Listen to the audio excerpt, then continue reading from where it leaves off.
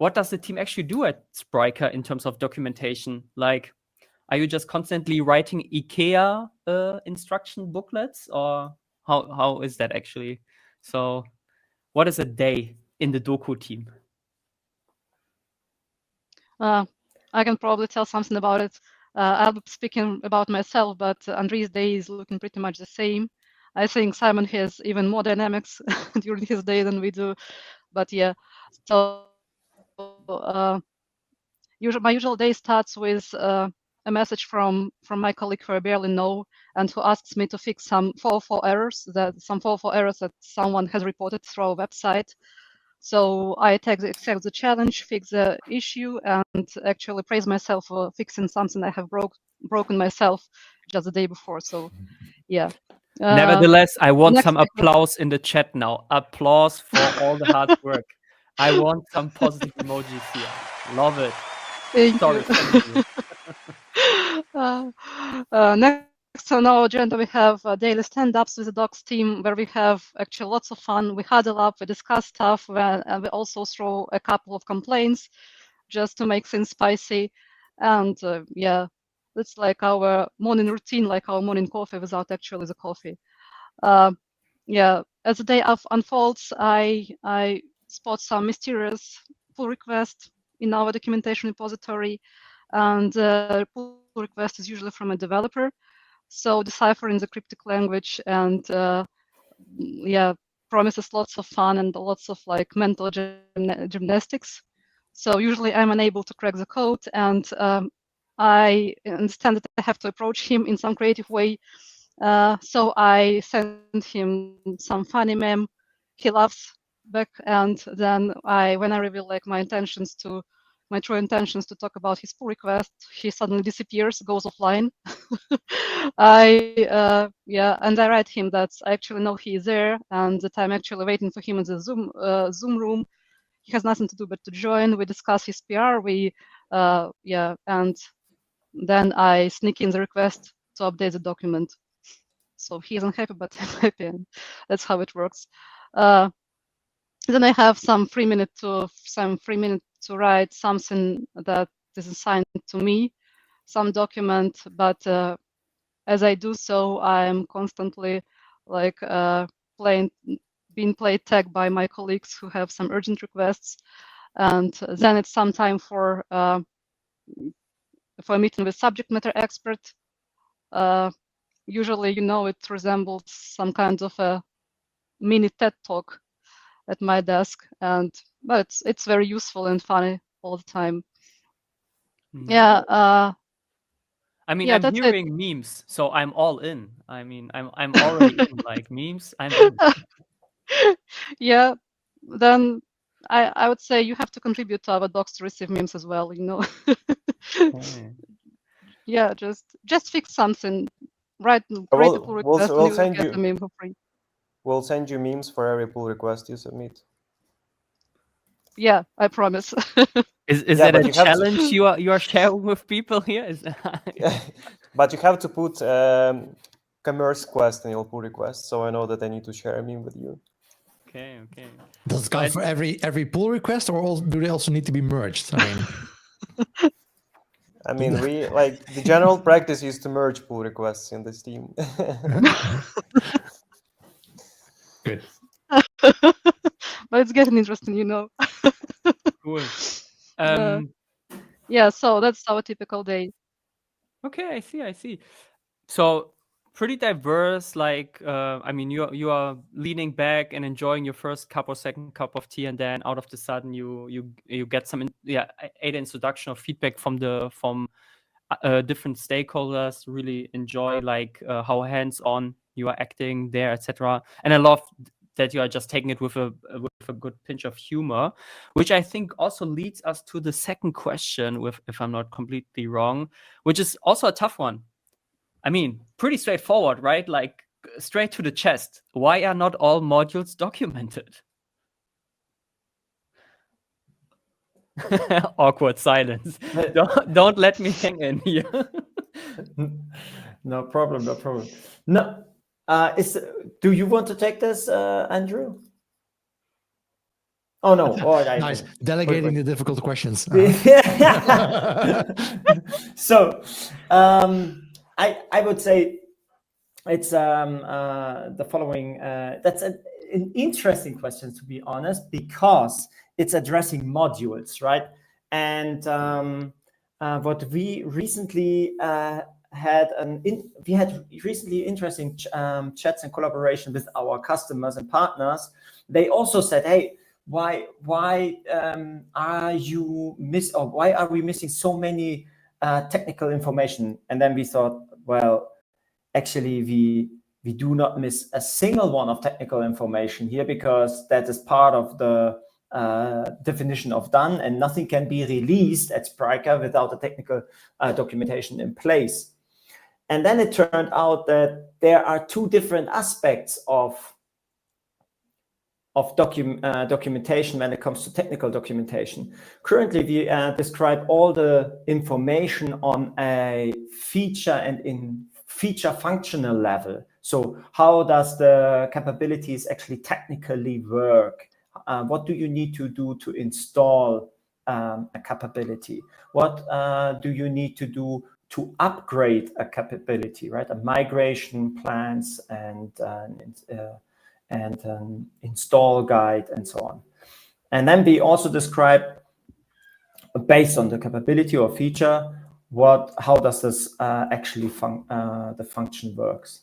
But what was expected from a couple of our customers is they needed a lower, deeper. So what are the modules driving this capability? How can we extend the capabilities and customize the capabilities? How does the facade of specific modules look like? What facades are consumed by other modules? And how can I actually create an additional plugin stack? Or where are plugin stacks that I can use in order to customize specific information? And if or customize specific features. And if this question goes in that direction, then we already heard it, and we try to add this level of information as well to our documentation that addresses really low-level customization and extension of the existing platform and features. Okay. So from my basic understanding, so there were like different definitions of modules, or what 100% documented might mean for different audiences. Yeah, and it looks like we are finding a consensus, I would say. True. So what we can say, let's say every product and every feature is documented, right? So we do not release anything that is not documented. But when it comes to module level, and as someone is really interested in really low level customization and how the features actually are built up and work together, then this is a challenge, because the customers and partners needs to debug a lot of code from Spryker in order to understand how everything is wired up. Okay. I think maybe we can even come back to this at the end, or if someone in the audience has an additional question to build upon this, just drop it in the chat. But I think we want to continue with this pace, because there were some more questions. And the next one, we actually already started. There was a good segue to this from Helen, which was about pull requests. And the next question is the following, drum roll. What happens to my pull request via GitHub? Well, since I joked about the news. Oh, decide. You can go both, but ideally decide. Okay, let me take it. Yeah, so basically when you submit a pull request, well, it cook there for like a couple of months, so you get ready. Okay, I'm just joking. Well, depends really. We're actually looking through the pull request every day. It's our daily routine. So when you submit one, we just take a look at it and see if it's technical or maybe product related. and then we give it a thorough review, like from the technical writing point of view. If it's something like if you're changing code snippets or anything like very technical, we can pass it to an SME, and then if it gets approved, then it just gets merged very quickly. So you are very welcome to submit any changes you like, because it's so easy. And it's in general, it's our purpose to make documentation like a collaborative thing where everyone can contribute, because it's such a big product and we have such a great community. And like, if you want to make things better, then who would make it if not you, right?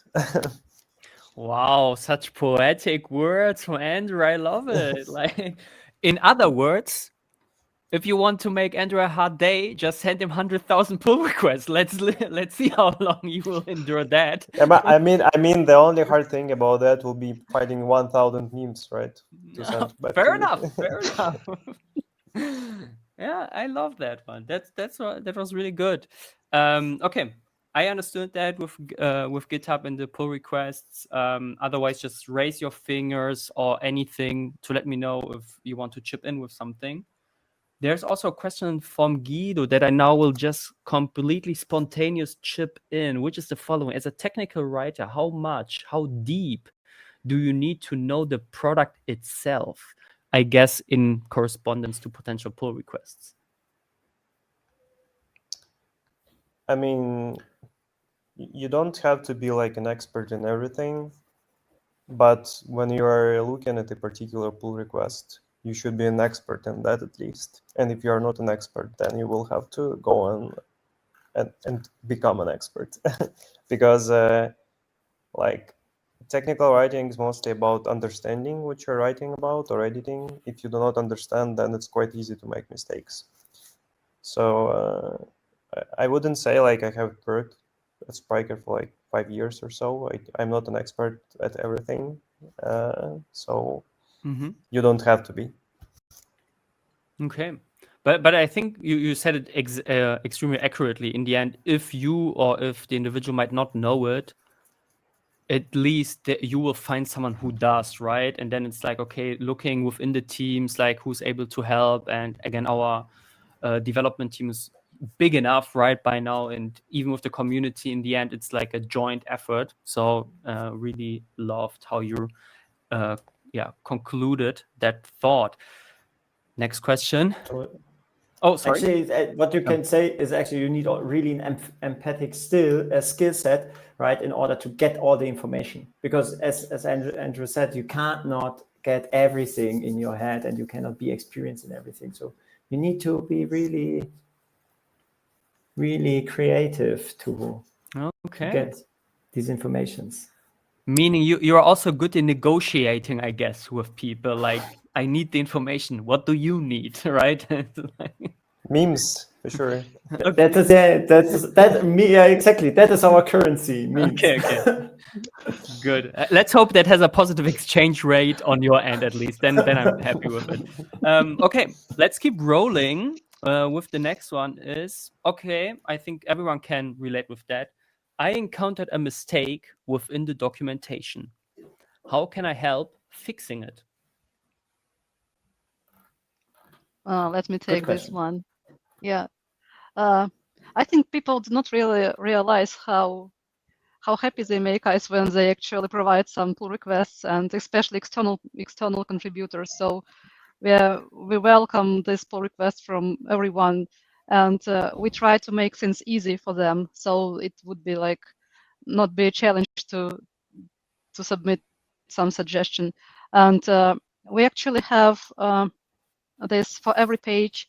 On our docs portal, we have this edit on GitHub button. You just click it and it takes you to our GitHub repository where you can edit the page directly and submit the pull request.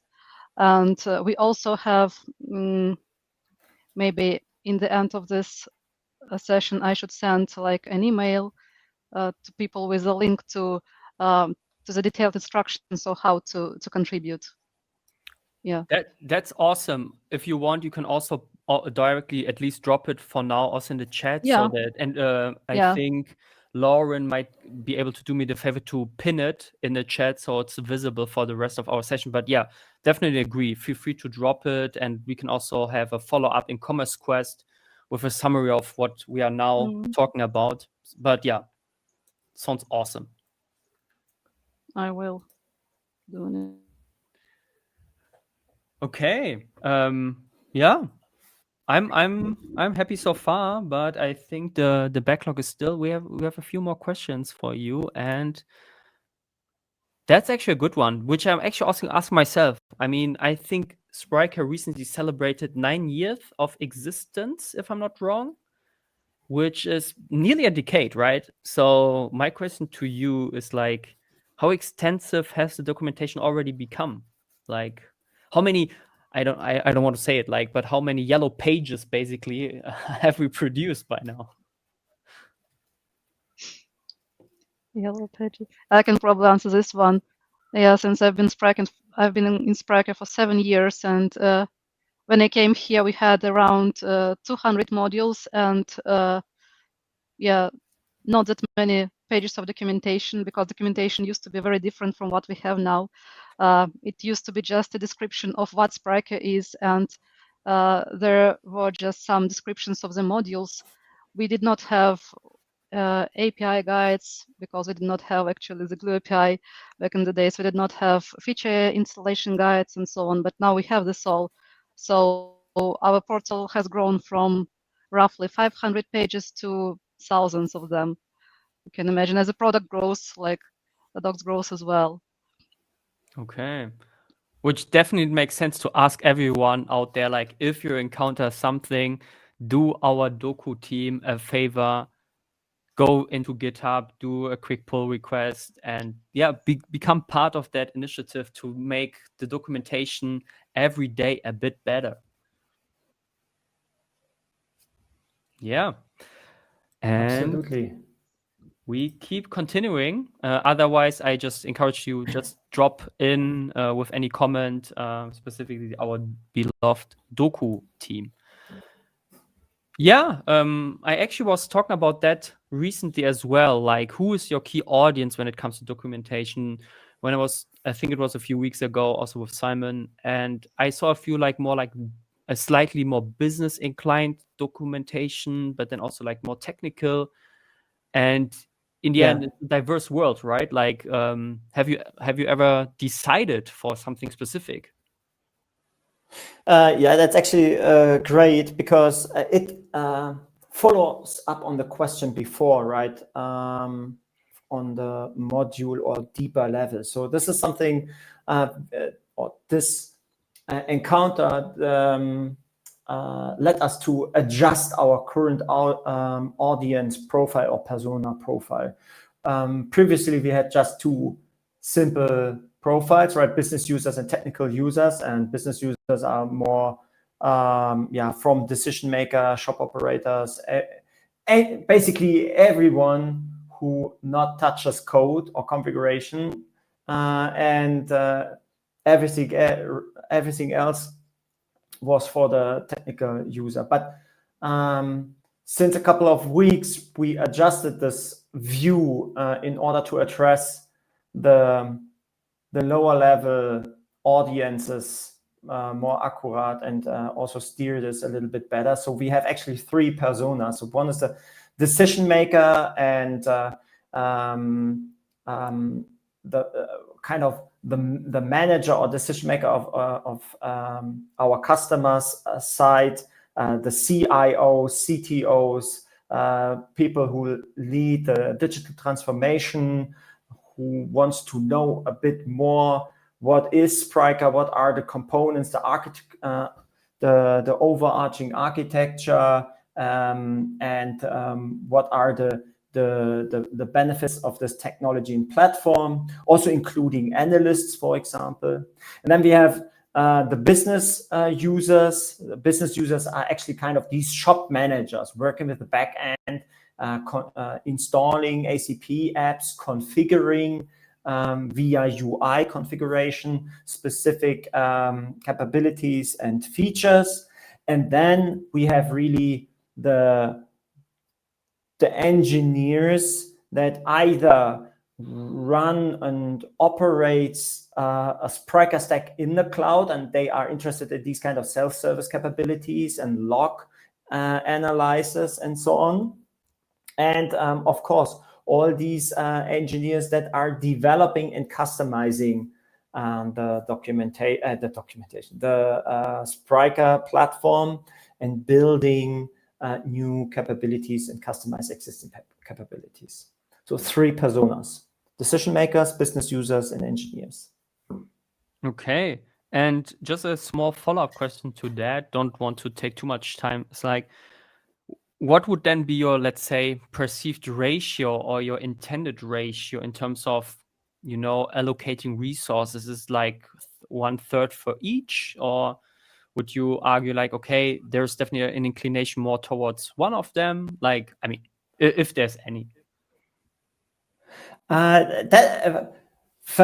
Have you actually teamed up with Guido in this AI question? What he currently posted in the chat? It's oh no, that was actually, it's a perfect match. Okay, it's okay, but feel free to answer whatever you want. We are very aligned. Yeah. I see. So we to answer this question, we utilized recently AI to get the sentiment and the speech and the audience analyzed by the entire content of this documentation portal. And the AI identified that currently the majority of all documentations, it was close to 60%, is addressing more business user functionality towards technical user functionality. So how to install, how to use, what are the feature level descriptions, and so on. And the rest is divided between more business and decision maker information, and then really we have also some part of capabilities are really low level described based on the of the nature of the specific product. For example, SDKs and so on are by nature more technically driven. Okay. And in general, for AI, we experiment a lot with AI in the context of documentation, analyzing context, analyzing our feedback stuff that is built in the documentation portal, also generating more content and context-given content. And what we also use or started to play around with are the GPTs, what was recently released by OpenAI, and we created based on the documentation portal called Spryker Buddy, kind of a GPT agent that helps you answering documentation-related questions and guide you through our documentation. Okay. Feel free to try it out in the GPT. I share you the link in the chat here right now. Yeah, that would be great. Like leave everything there also, let's say, for our summary in Commerce Quest, etc. Specifically, we will definitely do a summary so that people that watch a recording who might not have access to the chat can also check out the links, etc. But we are halfway through the time, so I will kindly ask you for a bit faster pacing, specifically with the fun question, because now is one coming for you. So snappy. I just stick to your intuition. What was your childhood dream job, Simon? My childhood dream job. Oh yeah, I was really into these zoologic, biologic stuff, right? Well, I wanted to be this kind of animal researcher or whatever this job might be, right? Okay, so maybe working around. So if it's not the Doku team, we asked in the Academy team if you can join Safari, I guess. So maybe that would be your favorite space. That's true. But That was childhood, you know. Kind of makes sense. Times changed me. And the others, Helen, what about you? Anything? Yeah, I wanted to be a teacher. I think it kind of resonates with technical writing actually, because you teach people somehow. Yeah. Nice. That's cool. That's cool. And Andrew? I didn't really have one, Okay. unfortunately. You were so optimistic that you were like, I just do what I can do. Yeah, but yeah, I Like, mean, why not? realistic, rather. Yeah, that's cool. My actually was there was a short time in which I want to become a goldsmith. I don't know why, but it was resonating with me. Like, I don't know, working with gold seemed to be really fun. Let's go on. Cool. Why does the documentation base on Markdown and not on WordPress? Again, I'm not absolutely technical enough to fully understand the question, but I hope you do. Well, let me take this one. So before I became a technical writer, I actually worked in tech support for web hosting services, and people used to come with us with their WordPress things.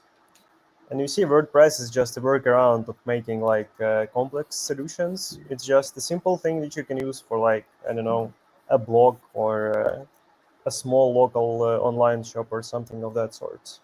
But Spryker is so big that you actually need a lot of custom solutions to make the docs comprehensible and like easy to navigate and grasp.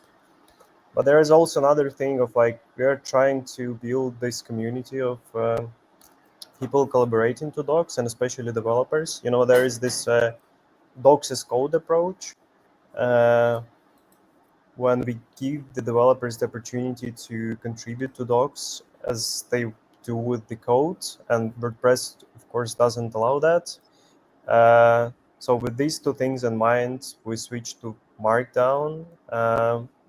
And it's, of course, also easier to edit content in Markdown rather than in HTML or any other thing. So yeah, there's that. Okay, straight. I love that. And now I think there's another one. We actually already talked about that by a bit, right? So there was something that you already mentioned, but again, just for the recording, why are there just a handful of best practices in the documentation? So, I guess it's the wish for more, examples, I guess. Do you actually have the person that asked this question here with us? I don't know. I don't want to call out people because I'm totally okay if people just are anonymous in terms of sharing those questions. if Yeah, one me as wants to well. speak up, But that's fine with me. Yeah. Yeah, if we are talking out of context, there are actually different kind of best practices that we do, and so the answer would depend on that. Okay. But But then maybe I can maybe let me rephrase the question. Then, in the perspective of the documentation team, what do you how do you define a best practice then within Doku? So if you think of like providing people that recipients with something like a tangible example, something like, what is that then? What is the best practice from your point of view in Doku? my question was not really about that. I was thinking in the context of, we have developer best practices, but we also have like business user best practices, and we don't really have much business user best practices, but we do have quite a bit of developer best practices. So this question is kind of tricky in terms of that. But if we are talking out of context, then I think this very much depends on the culture of writing documentation. Like, we are not yet there when it comes to the collaborative nature of documentation. Like, our developers, they're writing docs, but they're not specifically taking ownership yet, but we are working on that. And I think that when we when we've come to the point where developers are taking ownership of the documentation, then we will see more best practices, because they will want to explain things to people how they would see them doing it. So yeah, there is that. So basically, this is the question of how developers want to contribute. And if they want to take ownership, then they will write best practices. But like, there is no point in forcing them to do it, because then it's basically us taking the ownership. But when they want to do it, then we will see more best practices coming. Okay. But we are working on this point, so stay tuned for that. Okay. Sounds good. Again, whoever is, let's say, or wants to add something to it, feel free to use the chat, or you can also use the microphone function, and Lauren might help me with moderating those who just wants to add a comment. Every one of you is invited to do so. We continue with one that was actually one of my favorite ones, because it was just so snappy and straightforward. I guess people don't like the search. It's like a good sense. True. So I take this one because this is currently on my desk. That's true.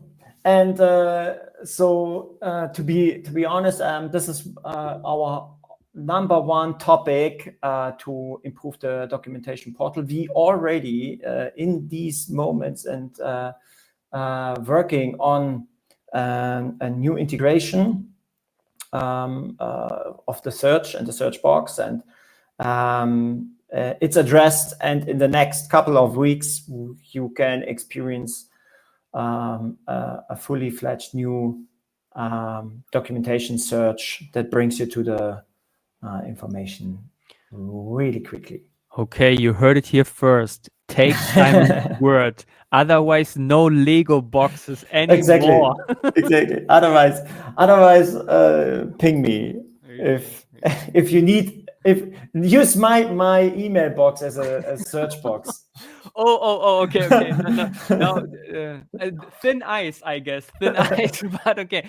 But I can follow up with one that was actually complementary to this one. So I think that's a good vehicle or segue. It's like basically the request or the question about embedding the documentation right into the Spryker backend. I think I can answer this one. Yeah, because we had similar questions before as well from our users who were telling that sometimes our back office is like, it's not quite clear what is there, what pages mean, what certain fields mean, and it would be good to have some kind of tooltips there. For example, what does, I know, abstract product mean, just for example. And we have this feature of embedding certain documentation pages to our back office in our backlog, even though for now, as far as I know, it's not the top priority, but it's in the backlog. This is something we are going to handle in the future. Okay. Well, makes sense. So people can look forward to a improved search with a long-term star at the horizon, which is like being embedded into the back office. So the documentation is coming closer to every one of us day by day, I guess. That sounds great. Yeah, and our journey continues. Why is content suddenly removed? I don't know. Yeah, that's one for me, I guess. So basically, if you see that content suddenly removed, you are probably the victim of redirects not being put in place. So content doesn't usually get removed, but we move things around quite a bit because we do change things quickly as the product changes quickly, so we have to adjust. And since we move a lot of content, we don't usually have that much time to manually take care of everything, but it's in our pipeline to implement automatic redirects for everything that we move. So this won't be a thing anymore in future. Yeah, that's it. Okay, so basically the the proper question would have been, why is the docu entry not there anymore where I expected it to be? And it probably is somewhere else. Okay, understandable to me. And I think we are actually coming closer to the end already, which is good. So we have a bit of more time for potential more questions and follow-ups or just comments. What are you currently cooking? Like that's kind of like a, I guess, like gaming term in terms of like, what is in your minds? What are you working on? Any kind of initiatives you would be eager to tease? Anything? Well, there is the November release coming, so we are all heads down in that, writing a lot of docs, and also there are some strategic things that we're working on, like documentation maintenance. We're also working on the new documentation structure that is partly already there, but still a lot of things to do.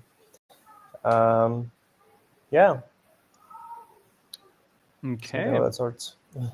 But mostly, right now preparing for the November product release with all the documentation for that. Nice. And can you give us a few bullet points, like what can people look forward to in the November release? Something that caught your personal attention? Anything? Putting Andrew on the spot. I'm sorry. Let me quickly call a product manager. Can I actually talk about it? Okay, fair enough. If it's sensitive and it's probably let's pass this question to Simon. Okay. Okay. So I think my personal highlight of this upcoming November release is definitely Click and Collect. So this is actually something that I'll be working for quite a while on it, and it's this, and it extends our business model capability with one new business model, and that's the unified commerce business model. And for this business model, where our customer want to bring offline and online worlds closer together and align user journeys on both ends together, we provide an entire new stack of products, including a fulfillment app and a click and collect capability feature stack. But more on that end of November when we are releasing it finally to the world. Okay. And that is, let's approximately roughly two weeks, right? So I think that's the horizon we're talking about. Okay, so I mean it's already closer than Christmas, so you can actually just count days until you will witness a nice, fresh Spryker product release.